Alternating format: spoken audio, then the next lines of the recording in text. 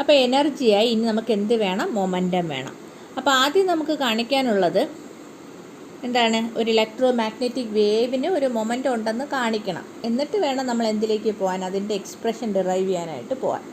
Okay, അപ്പോൾ ആദ്യം നമുക്ക് എങ്ങനെ വേവിന് മൊമെൻറ്റം ഉണ്ടെന്ന് കാണിക്കാമെന്ന് ഞാൻ ജസ്റ്റ് ഇങ്ങനെ പറയാം. അപ്പോൾ ഒരു ഇലക്ട്രോ മാഗ്നറ്റിക് വേവ് കൺസിഡർ ചെയ്യുക. ഓക്കെ, ഒരു wave electro magnetic wave X ഡയറക്ഷനിൽ പ്രൊപ്പഗേറ്റ് ചെയ്യുകയാണെന്ന് വിചാരിക്കുക. എക്സ് ഡയറക്ഷനിൽ പ്രൊപ്പഗേറ്റ് ചെയ്യുന്നു. ഓക്കെ, അതിൻ്റെ ഇലക്ട്രിക് ഫീൽഡ് വൈ ഡയറക്ഷനിലും, ഓക്കെ, ഇലക്ട്രിക് ഫീൽഡ് വൈ ഡയറക്ഷനിലും അല്ല എക്സ് വൈ ആകുമ്പോൾ പുറത്തേക്ക് വരണം, ഇങ്ങനെയല്ലേ? അപ്പം അതല്ല, എക്സ് ഇത് വൈ, ഇത് സെഡ്. അപ്പോൾ എക്സ് ഡയറക്ഷനിലാണ് വേവ് പ്രൊപ്പഗേറ്റ് ചെയ്യുന്നത്. Electric field along y axis and magnetic field along Z axis എന്ന് വിചാരിക്കുക. അപ്പോൾ കറക്റ്റ് അല്ലേ? ഇലക്ട്രിക് ഫീൽഡും മാഗ്നറ്റിക് ഫീൽഡും തമ്മിൽ പെർപെൻഡിക്കുലർ ആണ്. അതുപോലെ they are both perpendicular to propagation direction. അപ്പോൾ കറക്റ്റ് തന്നെയാണ്. അപ്പോൾ അങ്ങനെ നമ്മളിങ്ങനെ ഒരു വേവിനെ കൺസിഡർ ചെയ്യുകയാണെന്ന് വിചാരിച്ചു. അപ്പോൾ ഇവിടെ നിന്ന് ഇവിടെ ഒരു ചാർജ് ഉണ്ടെന്ന് വിചാരിക്കുക. ഓക്കെ, അതായത് നമ്മൾ വേറെ കളർ വെച്ച് കാണിക്കുകയാണെങ്കിൽ ഇവിടെ ഒരു ചാർജ് ഉണ്ട്. അപ്പോൾ ഒരു ഇലക്ട്രിക് ഫീൽഡ് ഒരു പ്ലസ് ചാർജ് ആണെന്ന് വിചാരിച്ചു. ഓക്കെ, ഒരു പ്ലസ് ക്യൂ ആണെന്ന് വിചാരിച്ചു. ഒരു ചാർജ് ഇവിടെ ഇരിക്കുകയാണ്. അപ്പോൾ ഇലക്ട്രിക് ഫീൽഡ് ഇങ്ങനെ ആക്ട് ചെയ്യുമ്പോൾ ഇതെന്ത് ചെയ്യും? അങ്ങോട്ടേക്ക് മൂവ് ചെയ്യാൻ ശ്രമിക്കും, അല്ലേ? ക്യൂ ഇ എന്നൊരു ഫോഴ്സ്, F=Q എന്നൊരു ഫോഴ്സ് വന്നിട്ട് ഇത് മുകളിലേക്ക് മൂവ് ചെയ്യാൻ ശ്രമിക്കും.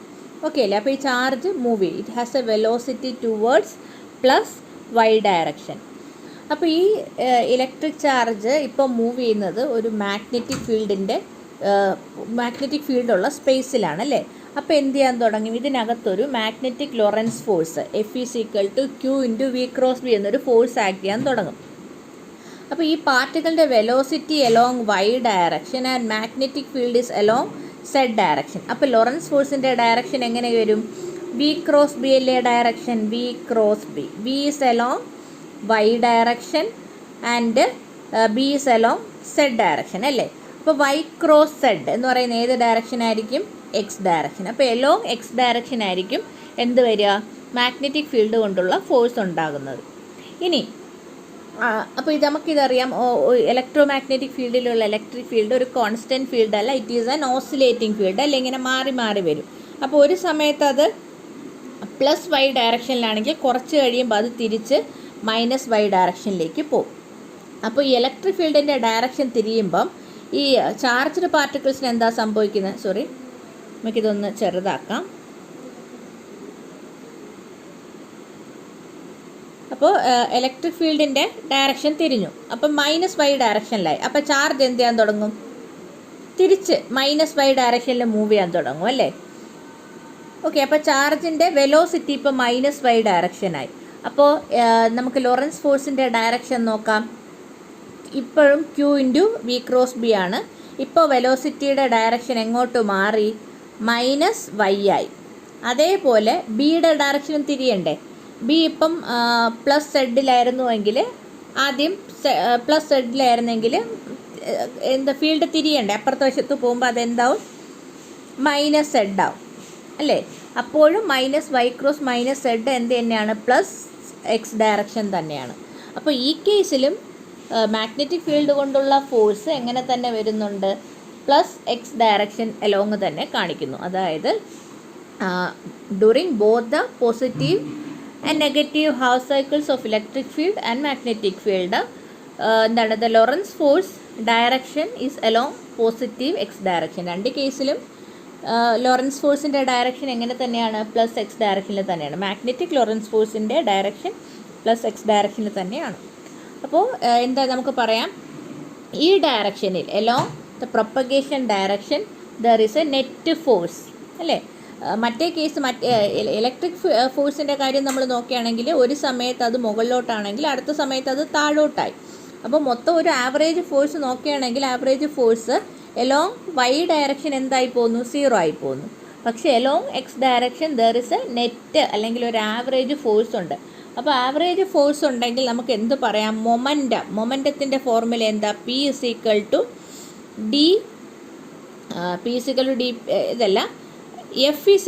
dP/dt, അല്ലേ?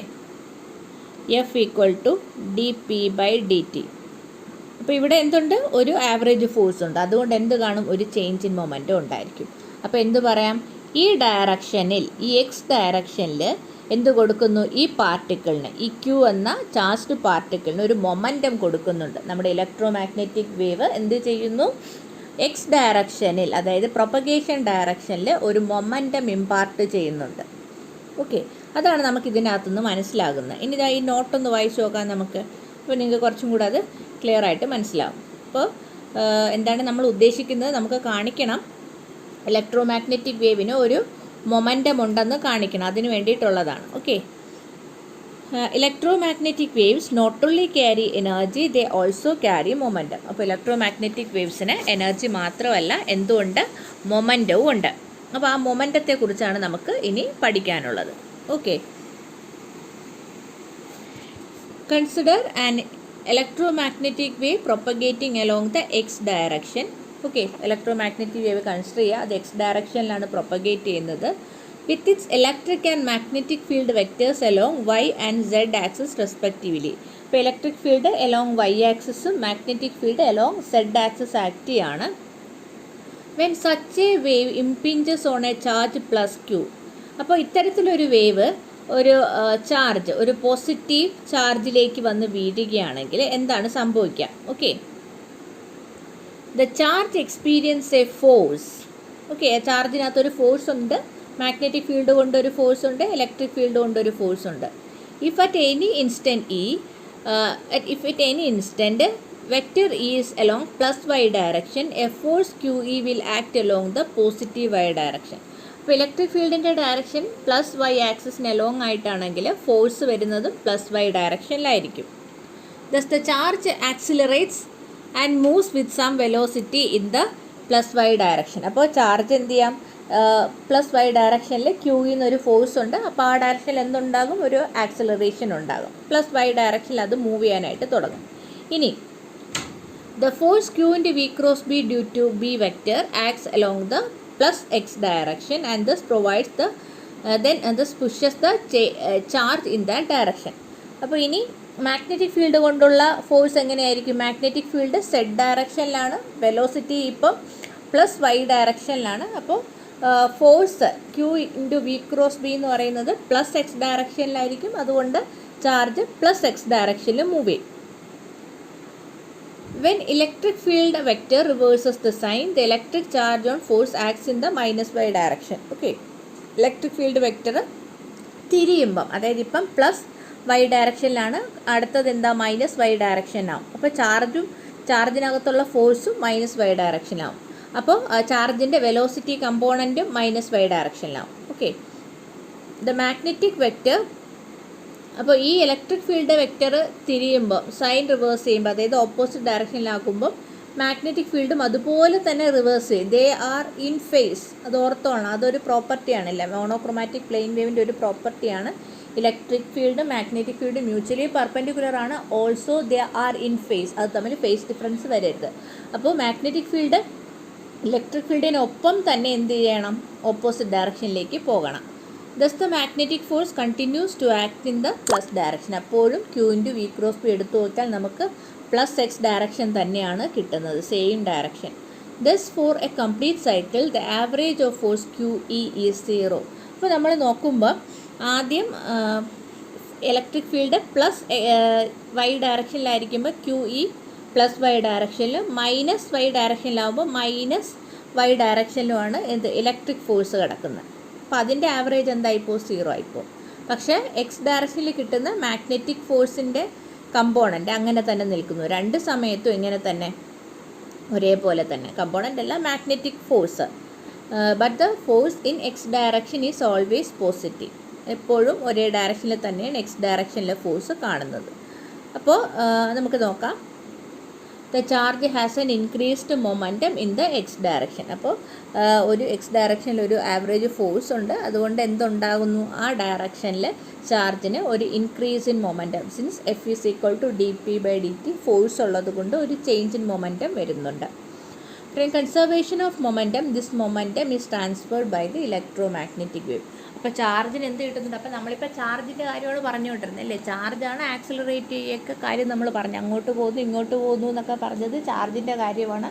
ചാർജിനകത്തുള്ള ഫോഴ്സിൻ്റെ കാര്യമാണ് പറഞ്ഞുകൊണ്ടിരുന്നത്. അപ്പോൾ ചാർജിന് എന്ത് കിട്ടുന്നുണ്ട്? ഒരു മൊമെൻറ്റം കിട്ടുന്നുണ്ട്. അപ്പോൾ എവിടെന്നെങ്കിലും ഇതിന് കിട്ടാതെ തന്നെ അതിനകത്ത് എന്താ എനർജി ഉണ്ടാക്കാനോ ഒന്നും പറ്റില്ലല്ലോ. അപ്പോൾ എവിടെ നിന്നോ ആണ് ഇതിന് മൊമെൻറ്റം കിട്ടുന്നത്. ആ മൊമെൻറ്റം ആര് കൊടുക്കുന്നതാണ്? This momentum was transferred by the electromagnetic wave. Electromagnetic വേവാണ് ആ മൊമെൻറ്റം അതിന് കൊടുത്തത്. ഓക്കെ, ഇനി ദ മൊമെൻറ്റം ഡെൻസിറ്റി. ഇപ്പം നമ്മൾ എന്താണ് മൊമെൻറ്റം എന്ന് പറഞ്ഞു. എന്താണ് മൊമെൻറ്റം, എങ്ങനെയാണ് ഇലക്ട്രോമാഗ്നറ്റിക് വേവിന് മൊമെൻറ്റം കിട്ടുന്നത്? മൊമെൻറ്റം ഉണ്ട്, അല്ലെങ്കിൽ കിട്ടുന്നതെന്നല്ല, ഇലക്ട്രോമാഗ്നറ്റിക് വേവിന് മൊമെൻറ്റം ഉണ്ട് എന്ന് നമ്മൾ എസ്റ്റാബ്ലിഷ് ചെയ്തു അല്ലേ? സാധാരണ നമ്മൾ എന്തുകൊണ്ട് അങ്ങനെ ഒന്ന് എസ്റ്റാബ്ലിഷ് ചെയ്യേണ്ടി വന്ന? സാധാരണ നമ്മൾ മൊമെൻറ്റം പറയുന്നത് മാസ്സുള്ള പാർട്ടിക്കിൾസിനാണ് അല്ലേ? ഇപ്പോൾ ഒരു കാർ മൂവ് ചെയ്യുന്നു, അപ്പം നമ്മൾ പറയും it has mass and it is moving, so mass into velocity gives momentum. അങ്ങനെയാണ് നമ്മൾ മൊമെൻറ്റം ഡിഫൈൻ ചെയ്തത്. പക്ഷേ ഇലക്ട്രോമാഗ്നറ്റിക് വേവിന് എന്തില്ല? മാസ് ഇല്ല. അപ്പോൾ നമുക്ക് വെറുതെ മൊമെൻറ്റം ഉണ്ടെന്ന് പറയാൻ പറ്റില്ല. വി മസ്റ്റ് പ്രൂവ് അതിന് മൊമെൻറ്റം ഉണ്ട് എന്ന് നമുക്ക് എസ്റ്റാബ്ലിഷ് ചെയ്യണം. അപ്പോൾ അത് എസ്റ്റാബ്ലിഷ് ചെയ്ത ഒരു കാര്യമാണ് ഈ ഡിമോൺസ്ട്രേഷനാണ് ഈ പറഞ്ഞത്, ചാർജ്ഡ് പാർട്ടിക്കിളിൻ്റെ കാര്യം. അപ്പോൾ ചാർജ്ഡ് പാർട്ടിക്കിളിന് മൊമെൻറ്റം കിട്ടുന്നുണ്ട്. അപ്പോൾ കിട്ടുന്നുണ്ടെങ്കിൽ ആരെങ്കിലും കൊടുത്തതായിരിക്കണം. അപ്പോൾ ആരാ കൊടുത്തത്? ഇലക്ട്രോമാഗ്നറ്റിക് വേവാണ് ആ മൊമെൻറ്റം കൊടുത്തത്. അപ്പോൾ മൊമെൻറ്റം ഉണ്ട് എന്ന് നമ്മൾ എസ്റ്റാബ്ലിഷ് ചെയ്തു. ഇനി നമുക്ക് എന്ത് ചെയ്യണം? അതിനെ മെഷർ ചെയ്യണം. അപ്പോൾ മെഷർ ചെയ്യാനുള്ള ഫോർമുലയാണ് P = U/c. എങ്ങനെ വന്നു എന്നറിയാമോ? എനർജി നമുക്കറിയാമല്ലോ, മാസ്ലെസ് പാർട്ടിക്കിളുടെ എനർജി ഈസ് PC.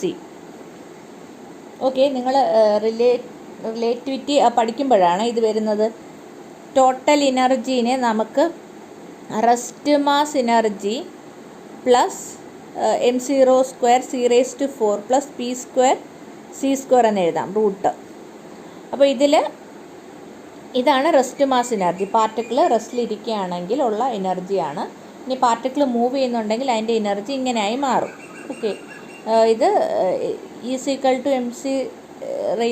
mc² എന്ന ഐൻസ്റ്റൈൻ റിലേഷനിൽ നിന്നൊക്കെ വരുന്നതാണ്.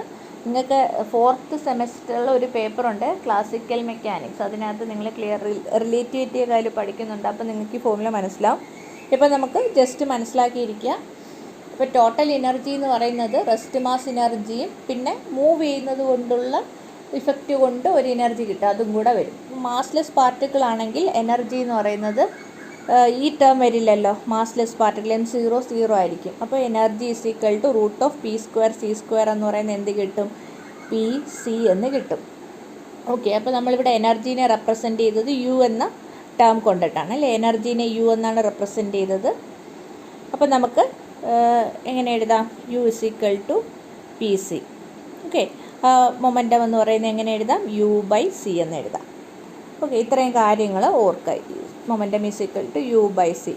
ഇനി നമുക്ക് തൊട്ടടുത്ത ഇപ്പം എഴുതിയിട്ടില്ല, ഇതുവരെ ഞാൻ കാണിച്ചില്ല. ഇനി അടുത്ത് വരുന്ന സെക്ഷനിൽ നമ്മൾ കാണിക്കും എസ്സിനെ, അതായത് എസ്സിനെ അല്ല, യുവിനെ, എനർജീനെ നമുക്ക് S/c, Poynting vector by c, velocity of light എന്ന് കാണിക്കാം.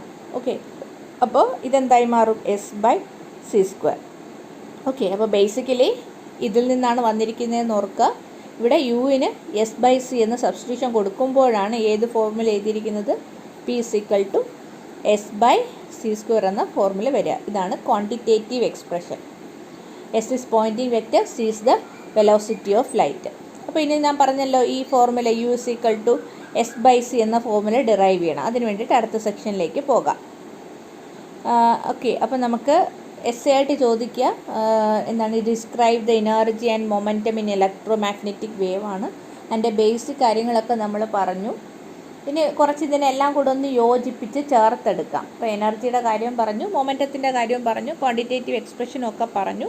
ഇനി അതിനെയൊക്കെ ഒന്ന് ചേർത്ത് ഒരു കറക്റ്റായിട്ട് ഒന്ന് അടുക്കി വയ്ക്കാം. രണ്ടും ചേർക്കണ്ടേ? അപ്പോൾ അതെങ്ങനെ പറയാം? Okay, energy per unit volume stored in electromagnetic field is.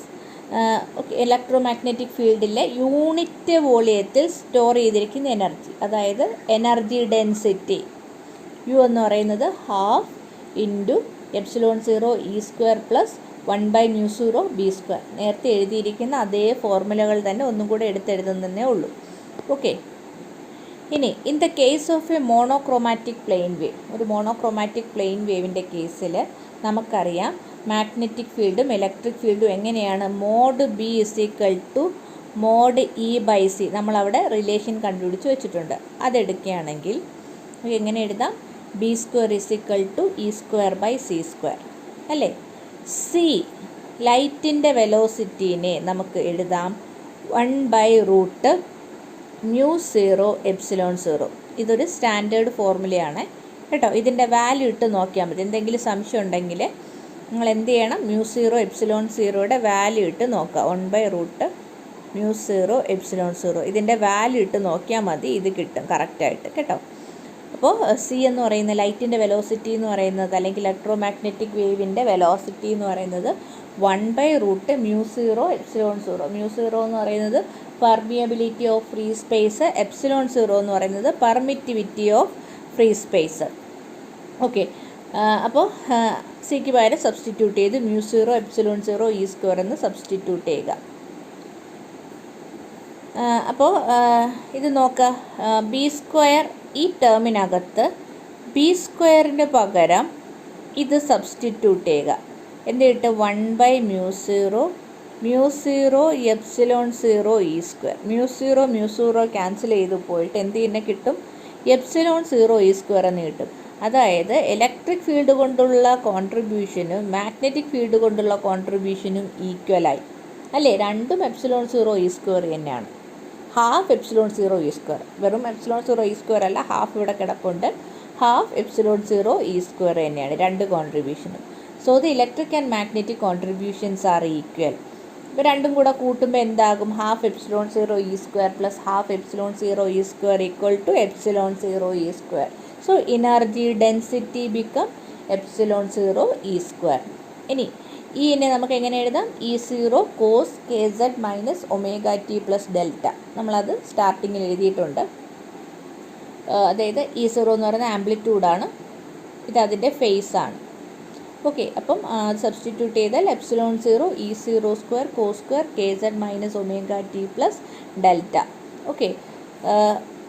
ഇത്രയും കാര്യങ്ങൾ ഓർക്കുക. ഇനി as the wave travels it carries this energy along with it, അല്ലേ.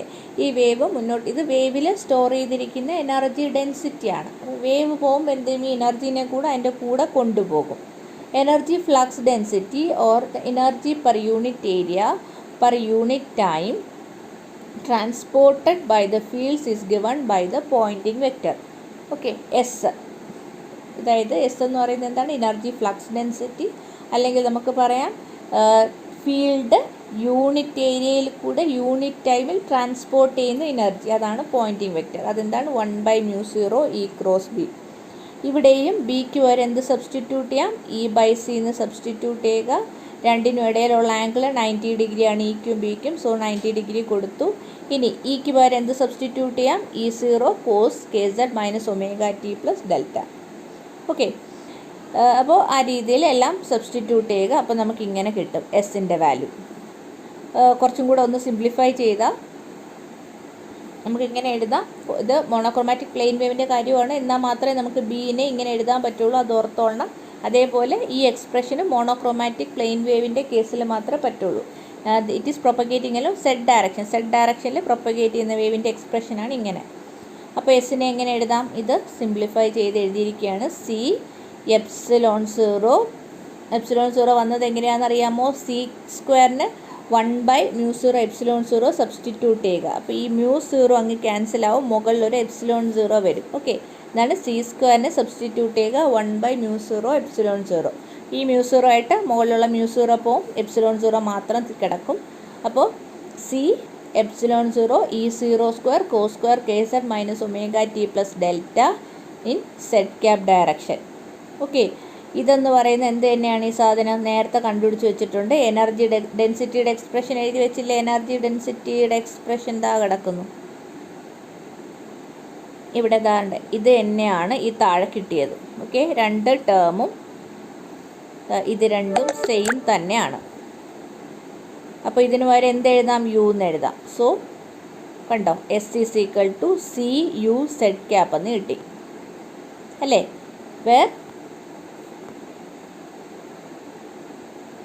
എന്താണ് എസ് ഈസ് ഈക്വൽ ടു, പ്രധാനപ്പെട്ട സാധനം എന്താണ്, S is equal to C you said cap. C എന്ന് പറയുന്നത് ലൈറ്റിൻ്റെ velocity, U is the energy density. In Z ഡയറക്ഷനിലാണ് എസിൻ്റെ, അതായത് വേവ് ഏത് ഡയറക്ഷനിലാണല്ലോ പ്രൊപ്പഗേറ്റ് ചെയ്യുന്നത് അതേ ഡയറക്ഷനിലായിരിക്കില്ല എനർജി ട്രാൻസ്മിറ്റ് ചെയ്യുന്നത്. എനർജി ട്രാൻസ്പോർട്ട് ചെയ്യുന്ന ഡയറക്ഷനാണ് എസിൻ്റെ ഡയറക്ഷൻ. അപ്പോൾ അതേത് ഡയറക്ഷൻ തന്നെയാണ്, പ്രൊപ്പഗേഷൻ ഡയറക്ഷൻ തന്നെയാണ്. അപ്പോൾ s is equal to C u എന്ന് നമുക്ക് കിട്ടി. ഓക്കെ, അപ്പോൾ അങ്ങനെയാണെങ്കിൽ നമുക്ക് എസ് സി യു ആണെങ്കിൽ യുവിനെ എങ്ങനെ എഴുതാം, എസ് ബൈ സി അല്ലേ. അപ്പോൾ മൊമെൻറ്റം എന്ന് പറയുന്നത് എന്താണ്, ഞാൻ പറഞ്ഞു momentum is u by c. അപ്പോൾ എന്ത് കിട്ടും, എസ് ബൈ സി സ്ക്വയർ. ഇതാണ് നമ്മൾ മുന്നത്തെ സെക്ഷനിൽ മൊമെൻറ്റത്തിൻ്റെ എക്സ്പ്രഷനായിട്ട് എസ് ബൈ ഒന്നുകൂടെ ക്ലിയർ ആയിട്ട് എഴുതാം. P is equal to s by c square എന്ന് അവിടെ എഴുതാൻ കാരണം ഇതാണ്, ഇതിൽ നിന്നാണ് അത് വന്നിരിക്കുന്നത്. ഓക്കെ, അതുകൂടെ ഒന്ന് ശ്രദ്ധിച്ചോളാം. ഇതിൻ്റെ എല്ലാം ആവറേജ് വാല്യൂസിനെ എഴുതാം. മൊമെൻറ്റത്തിൻ്റെയും എനർജിയുടെയൊക്കെ ആവറേജ് വാല്യൂ എന്തായിരിക്കും എന്ന് നമുക്കൊന്ന് നോക്കാം. ഓക്കെ, ഇൻസ്റ്റൻറ്റേനിയസ് വാല്യൂ ആണ് നമ്മൾ ഇത്ര നേരം പറഞ്ഞുകൊണ്ടിരിക്കുന്നത്. കോസ് സ്ക്വയർ സൈൻ സ്ക്വയർ ഒക്കെ വെച്ച് എഴുതുമ്പോൾ അത് ഇൻസ്റ്റൻറ്റേനിയസ് വാല്യൂ ആവുന്നുള്ളൂ ആ സമയത്ത് ഉള്ള എനർജി. അപ്പോൾ ആ രീതിയിലാണ് നമ്മൾ ഇപ്പോൾ എനർജി ഡെൻസിറ്റി എഴുതിയതും അതിൽ നിന്നും എസ് പോയിൻറ്റിംഗ് വെക്റ്റർ എഴുതിയതും മൊമെൻ്റ് എഴുതിയതും എല്ലാം നമ്മൾ എന്താണ് കോസ് ടേമിൽ വന്നിട്ടാണ്. അപ്പോൾ അത് ഇൻസ്റ്റൻറ്റേനിയസ് വാല്യൂ ആണ്. ഇതിൻ്റെ ആവറേജ് വാല്യൂ, ഒരു ടൈം ആവറേജ് വാല്യൂ എത്രയാണെന്ന് നമുക്ക് നോക്കാം. അപ്പോൾ അതറിയണമെങ്കിൽ നമ്മൾ സൈനിൻ്റെയും കോസൈൻ്റെയൊക്കെ ആവറേജ് വാല്യൂ അറിഞ്ഞിരിക്കണം. ഇതിൻ്റെ എല്ലാം ആവറേജ് വാല്യൂ എന്താണ്, ഹാഫാണ്. 1 കംപ്ലീറ്റ് പീരീഡിൽ സൈനിൻ്റെ അല്ല സൈൻ സ്ക്വയറിൻ്റെ, സൈനും കോസും ഒക്കെ ആവറേജ് വാല്യൂ എന്തായിപ്പോൾ, സൈൻ തീറ്റ കോസ് തീറ്റയുടെ ആവറേജ് വാല്യൂ 0 ആണ്. ഇതെല്ലാം സം ചെയ്തെടുത്താൽ എത്ര പോസിറ്റീവ് ഉണ്ടോ അത്രയും നെഗറ്റീവും കാണും. So value will be 0. ഇനി സൈൻ സ്ക്വയറിൻ്റെ വാല്യൂ ആണ് എന്താകുന്നത്, ഹാഫ് ആകുന്നത്. അപ്പോൾ നിങ്ങളതൊന്ന് ചെയ്തു നോക്കുക, സൈൻ സ്ക്വയറും കോസ് സ്ക്വയറൊക്കെ ചെയ്തു നോക്കുക. അതിൻ്റെ ആവറേജ് വാല്യൂ, അതായത് ഇൻ്റഗ്രേറ്റ് ചെയ്തിട്ട് ബൈ ആവറേജ് ചെയ്യാമല്ലോ, ബൈ 2π ചെയ്താൽ മതി. ചെയ്ത് നോക്കുക, നിങ്ങൾ തന്നെ ചെയ്യുക. അപ്പോൾ നിങ്ങൾക്ക് ഹാഫ് എന്ന വാല്യൂ കിട്ടുന്നുണ്ടോ എന്ന് ചെക്ക് ചെയ്യുക. അപ്പോൾ അങ്ങനെയാണെങ്കിൽ ആവറേജ് വാല്യൂ ഓഫ് യു എന്ന് പറയുന്നത് യുവിൻ്റെ ഇൻസ്റ്റൻറ്റേനിയസ് വാല്യൂ എന്താണ്, യുവിൻ്റെ ഇൻസ്റ്റൻറ്റേനിയസ് വാല്യൂ ഇത് ഇവിടെ നോക്കാമല്ലോ. U is equal to epsilon 0 E0 square cos square K Z minus omega T plus delta. അപ്പോൾ ഇതിൻ്റെ ആവറേജ് എടുക്കുമ്പോൾ epsilon 0 constant, E0 square constant. അപ്പോൾ ഇതിൻ്റെ മാത്രം ആവറേജ് എടുത്താൽ മതി. അതിൻ്റെ ആവറേജ് വാല്യൂ എന്താണ്, വേറൊരു കളർ വെച്ച് കാണിക്കുകയാണെങ്കിൽ the average value of this term is half. അപ്പോൾ ആവറേജ് യു എന്ന് പറയുന്നത് എന്ത് കിട്ടണം, ഹാഫ് എപ്സിലോൺ 0 E0 സ്ക്വയർ എന്ന് കിട്ടും. നമുക്ക് നോക്കാം അതാണോ എന്ന്. അപ്പോൾ അത് തന്നെയാണ്, ഹാഫ് എപ്സിലോൺ 0 E0 സ്ക്വയർ. ഇനി എസിൻ്റെ വാല്യൂ കണ്ടുപിടിക്കണം. എസിൻ്റെ വാല്യൂ കണ്ടുപിടിക്കാൻ എസിൻ്റെ എക്സ്പ്രഷൻ നോക്കുക. ഇൻസ്റ്റൻറ്റേനിയസ് വാല്യൂ കണ്ടോ, ഇതാണ് എസിൻ്റെ എക്സ്പ്രഷൻ. ഇതിൽ സി കോൺസ്റ്റൻ്റ് ആണ്, എപ്സിലോൺ 0 കോൺസ്റ്റൻ്റ് ആണ്, E0 സ്ക്വയർ കോൺസ്റ്റൻ്റ് ആണ്. കോസ് സ്ക്വയറിൻ്റെ എന്ത് കിട്ടും, ഹാഫ് എന്ന് കിട്ടും എക്സ്പെക്റ്റേഷൻ വാല്യൂ. അപ്പോൾ എക്സ്പെക്റ്റേഷൻ വാല്യൂ ഓഫ് എസ് എന്ന് പറയുന്നത് half c epsilon 0 E0 square. അപ്പോൾ നമുക്ക് നോക്കാം, കണ്ടോ, half c epsilon 0 E0 square z cap direction. ഇനി മൊമെൻറ്റത്തിൻ്റെ ആവറേജ് വാല്യൂ, മൊമെൻറ്റത്തിൻ്റെ എക്സ്പ്രഷൻ എന്താ കിടപ്പുണ്ട്. മൊമെൻറ്റം എന്ന് പറയുന്നത് എസ് ബൈ സി സ്ക്വയർ ആണ്. എസ്സിന് സബ്സ്റ്റിറ്റ്യൂട്ട് ചെയ്യുക, അപ്പോൾ ഇങ്ങനെ കിട്ടും. ഓക്കെ, എസ്സിന് നേരത്തെ പറഞ്ഞ വാല്യൂ ഇവിടേക്ക് സബ്സ്റ്റിറ്റ്യൂട്ട് ചെയ്യുക. അപ്പോൾ മുകളിലൊരു സി ഉണ്ട്, ആ സിയും താഴത്തെ സി സ്ക്വയറിൽ ഒരു സിയും കൂടെ ക്യാൻസലായിട്ട് ഡിനോമിനേറ്ററിൽ 1c മാത്രം വന്ന് കിടക്കും. ഓക്കെ, അപ്പോൾ ഇങ്ങനെയാണ് കിട്ടുക. ഇതിൽ 1/c constant, epsilon 0 constant, E0 square constant. ഇതിൻ്റെ ആവറേജ് വാല്യൂ എന്ന് പറഞ്ഞാൽ ഹാഫാണ്, ആവറേജ് പി. അപ്പോൾ എന്ത് കിട്ടും, half 1/c epsilon 0 E0 square z cap എന്ന് കിട്ടും. അതാണ് മൊമെൻറ്റത്തിൻ്റെ ആവറേജ് വാല്യൂ. ഇനി average power per unit area transported by an electro magnetic wave is called its intensity. അപ്പോൾ ഇൻറ്റൻസിറ്റി എന്ന് പറയുന്നത് യൂണിറ്റ് ഏരിയ വഴി ഒരു ഇലക്ട്രോ മാഗ്നറ്റിക് വേവ് ട്രാൻസ്പോർട്ട് ചെയ്യുന്ന എനർജിയാണല്ലേ. നമ്മൾ പറയും ഒരു സർഫസിൽ വേവ്സ് വന്ന് വീഴുമ്പം യൂണിറ്റ് ഏരിയയിൽ കിട്ടുന്ന എനർജി അത് തന്നെയല്ലേ ഇത്. യൂണിറ്റ് ഏരിയയിൽ യൂണിറ്റ് ടൈമിൽ കിട്ടുന്നതാണ്. യൂണിറ്റ് ടൈമിൽ കിട്ടുന്ന എനർജീനെയാണ് എന്തെന്ന് വിളിക്കുന്നത്? യൂണിറ്റ് ടൈമിൽ കിട്ടുന്ന എനർജിയാണ് ഇൻറ്റൻസിറ്റി. അപ്പോൾ അത്തരത്തിലാണ് ഇത് ഡെഫിനിഷൻ കൊടുത്തിട്ടുണ്ട്.